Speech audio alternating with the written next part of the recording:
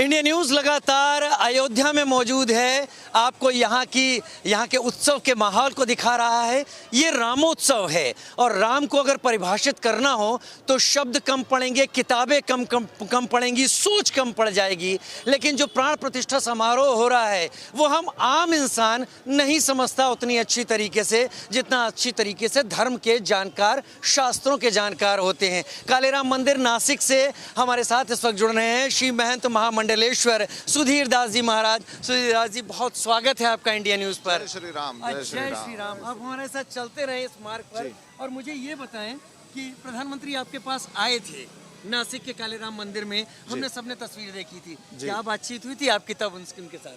नहीं, हमने जो पूजा का संकल्प किया था वो प्रधान रूपेण ये था कि यशस्वी पंतप्रधान तीसरी बार वापस प्रधानमंत्री हो जाए। और जैसे अभी अयोध्या का निर्माण हो गया, काशी का निर्माण हो गया, तो नासिक में भी 2027 में कुंभ आ रहा है। तो कुंभ के पहले जो करोड़ार होना चाहिए और जो सुचारू रूप से जो पूरे विश्व से जो श्रद्धालु आएंगे उनके लिए ये सुचारू रूप से एक व्यवस्था हो और बाकी सारी चीज़ें थी। अच्छा, प्रधानमंत्री जब उस मंदिर में आपके साथ पूजा अर्चना कर रहे थे तो कहते हैं कि जो सामने बैठा हो, जब शास्त्र का ज्ञाता पूजा अर्चना कराता है तो दक्षिणा बहुत ज़रूरी होती है। दक्षिणा की कहानी क्या है?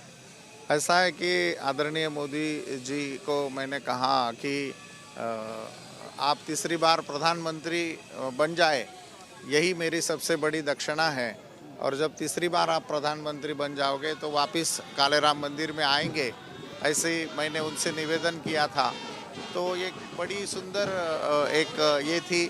और जो उनका जो एक प्रभु रामचंद्र के प्रति जो श्रद्धा है, जो भावना है, वो बहुत नज़दीक से देखने के लिए मिली और बड़ा आनंद का क्षण था। सुधीर दास जी महाराज, ये जो प्राण प्रतिष्ठा हो रही है हम लोग नहीं समझ पा रहे, मैं आपसे समझना चाहूँगा। श्री राम यंत्र स्थापित किया गया है, कई एक चीज़ें जो पूजा पाठ में आवश्यक होती हैं उनको रखा गया है, कौड़ियाँ हुई या दूसरे यंत्र हुए, गोमती चक्र की बात हो या फिर दूसरे पत्थरों की दूसरी चीज़, ये क्या क्या चीज़ें हैं जिन्हें इस प्राण प्रतिष्ठा में रखा जाता है?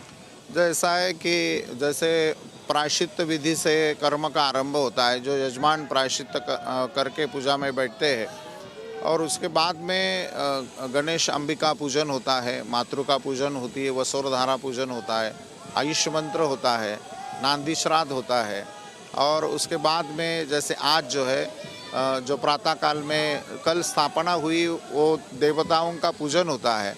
चतुर्वेद का जो पारायण होने जा रहा है उसके लिए जो विद्वान पंडित बैठे हैं उनका देवताओं के बाद में उनका पूजन होता है।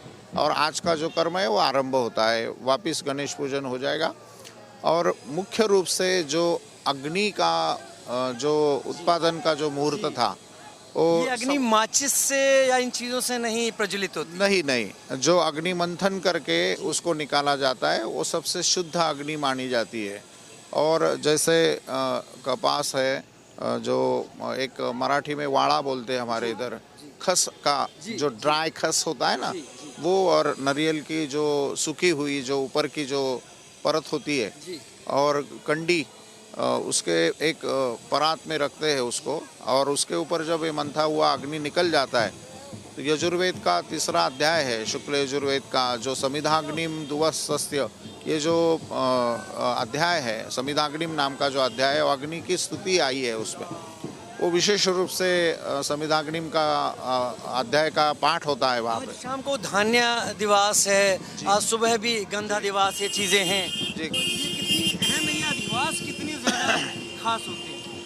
अधिवास जो है मूर्ति का शीतलीकरण करने के लिए होता है। जो अभी तक वो पत्थर है, जैसे उसमें प्राण प्रतिष्ठा होती है वो देवताओं में कन्वर्ट हो जाती है। उसके पहले जो पत्थर में अग्नि तत्व होता है उसको शीतलीकरण किया जाता है तो मूर्ति बड़ी प्रासादिक होती है, दिव्य होती है।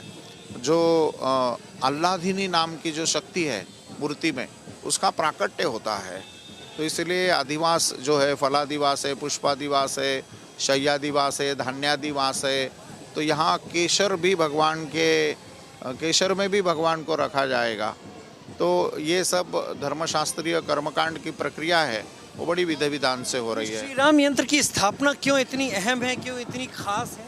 इससे क्या हासिल होगा, इसमें क्या लिखा होता है? ऐसा है कि जो प्रधान देवता होती है, अगर शिव है तो शिव मंडल होता है। जैसे राम जी का पूजन है तो रामभद्र मंडल उसमें स्थापना हुई है और उसके ऊपर सोने का राम यंत्र है। तो जो देवता होती है, जो क्रमेण उत्तरादि क्रमेण देवताओं की स्थापना होती है, वो सब उसके ऊपर स्थापना होके विराजमान रामलला उसके ऊपर स्थापित हो गए। तो जैसे है कि प्रभु रामचंद्र जी शस्त्रधारी देवता में मैं हूँ, ऐसा भगवान श्री कृष्ण 10वें अध्याय में बोल रहे हैं। तो आयुध देवता, प्रत्यादि देवता, यंत्र देवता, पीठ देवता, ये सब की स्थापना वो पिंडिका आदिवास में हो जाएगी। सिद्धिदास जी महाराज, प्रधानमंत्री नरेंद्र मोदी तो 11 दिन के अनुष्ठान में हैं इस वक्त। उनको किसी खास मार्ग का पालन करते हुए क्या राम मंदिर तक जाना होगा? नहीं, बिल्कुल। हमारे मंदिर में उन्होंने संकल्प आरंभ किया था और व्रत जप नियम तपाहा स्वाध्याय क्रतु दया दमदान विशिष्टानांच, ऐसे व्रत का सूत्र आता है। तो जैसे व्रत का आरंभ हो गया, जप करेंगे, वो गुप्त रहेगा, वो क्या कर रहे हो किसी को नहीं बताएंगे, मन में अंदर होता तो और वो किसी को बोलेगी भी नहीं। तो नियम होते हैं, कैसे उठना, सुबह सूर्योदय के पहले उठना, स्नान करना। भोजन में भी कुछ खास? भोजन में भी जो 99% आदरणीय मोदी जी फलाहारी रहेंगे 11 दिन तक। तो नियम हो गए, व्रत जप नियम तप। शरीर को अगर कष्ट है, जैसे अभी यहाँ ठंड है बहुत, लेकिन स्नान तो करना पड़ेगा। तो इसी तरह के व्रत जप तप नियम, स्वाध्याय मतलब धार्मिक ग्रंथ का, रामायण का, भगवद गीता का, विष्णु सहस्त्र नाम का, राम के जप का, तो इसका पाठ ये स्वाध्याय के अंतर्गत। व्रत जप नियम तप स्वाध्याय क्रतु मीन्स बड़े बड़े अभी जो यज्ञ होने जा रहा है, वो यज्ञ का भी आह्वान पूजन आदरणीय मोदी जी करे। अच्छा, प्राण प्रतिष्ठा के पहले क्या उन्हें कुछ खास मार्ग अपनाना, ऐसा कोई यजमान अपनाता है क्या? छोटे मंदिरों में भी प्राण प्रतिष्ठा होती है, बड़े ये तो सर्वश्रेष्ठ मंदिर कहा जाएगा सबसे बड़ा। कोई खास मार्ग अपनाकर प्राण प्रतिष्ठा के लिए जाना होगा या आमतौर पर यजमान कैसे भी? नहीं, जैसे है कि जो हनुमान जी महाराज हो गए, वहाँ पे हनुमान जी महाराज सम्मुख हो गए या अंदर हो गए, लेकिन वाहन रूपेण हनुमत समेत लक्ष्मण सहिता सीता रामचंद्र देवताभ्यो नमः। तो हनुमान जी महाराज के प्रथम दर्शन करेंगे, तो हो सके तो हनुमानगढ़ी भी दर्शन करके राम जी के मंदिर में जाएंगे।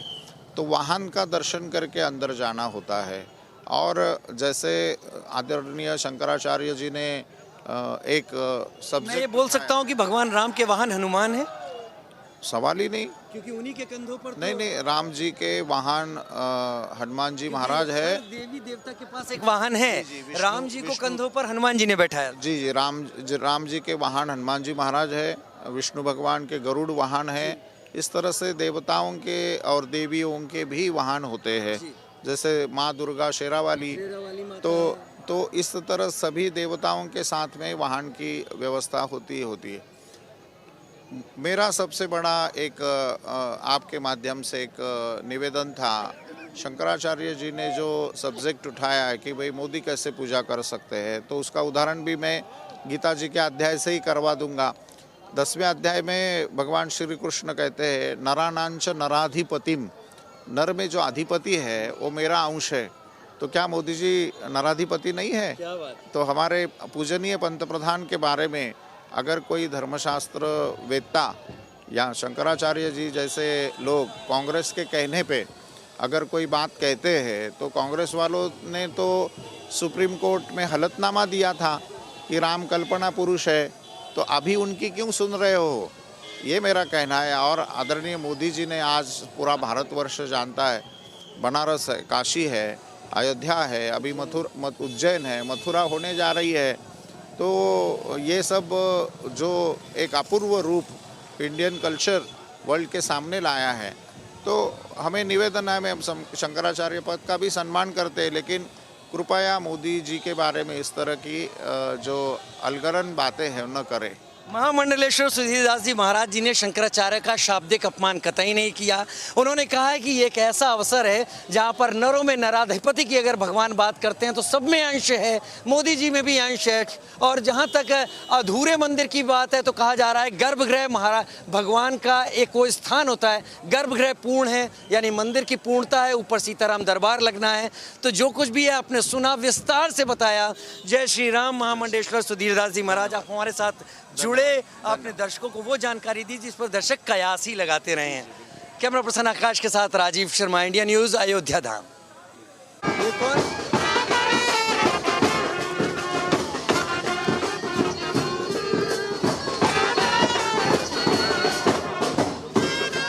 और इस वक्त इंडिया न्यूज की तरफ से हम लता मंगेशकर चौक पर हैं और यहाँ पर पीएससी का बैंड आ गया है और पीएससी का बैंड धुने बजा रहा है, लगातार लोगों को मदहोश कर रहा है पीएससी का बैंड। आप देखिए पीएससी बैंड के ये यहाँ पर करीब 15 जवान हैं जो कि मधुर धुन निकाल रहे हैं। वरिष्ठ अधिकारी भी सामने हैं इस वक्त लगातार। लेकिन अब इस तरीके की सज्जा, क्योंकि राजा राम आ रहे हैं, उनके जो आगमन में ये सारी चीजें, अब मैं ज्यादा नहीं बोलूंगा, आप धुन सुनिए।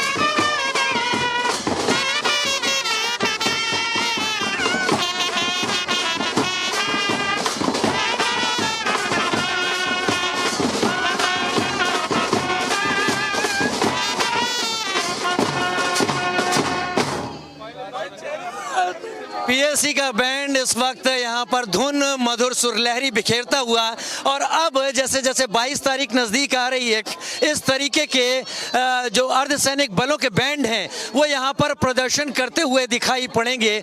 आप लगातार इन बैंड की इस वक्त परफॉर्मेंस देख रहे हैं। एक बार और इस बैंड की परफॉर्मेंस होने जा रही है। अयोध्या के लता मंगेशकर चौक पर इस वक्त हम मौजूद है और पीएससी का बैंड धुने बजा रहा है। ये अब शुरुआत हो गई है अयोध्या में जश्न की। लगातार आप देख रहे हैं, महसूस कर रहे हैं उल्लास को। मैं अपनी आवाज को भी रोकता हूं, आप इस धुन को सुनिए।